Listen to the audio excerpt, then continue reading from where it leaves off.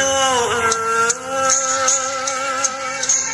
ฟังน้ำคำที่เอ่ยสักคน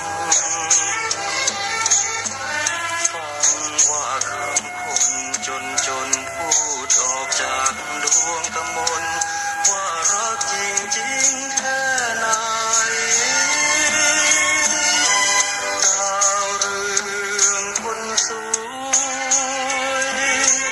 บุญสองเรานั้นช่วยดลใจแม้ว่าเราจะอยู่ไกลบุญได้ดลบันดาลให้ใกล้เสียจนใจตรงกัน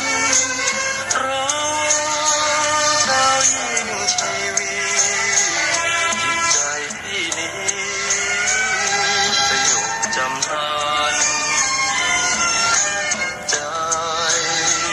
ที่เต้นทุกวัน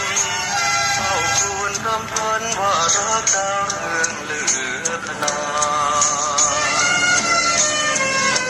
ดาวเรืองยอดรักดาวน้องคงประจักษ์วาจาดาวจงถือเป็นสัญญาพี่ได้ยอมมอบชีวาอยู่ใต้บัญชาทุกนาทีรักดาวยิ่งชีวิตใจพี่นี้สยบจำนานใจที่เต้นทุกวันเฝ้าครวญรำพันว่า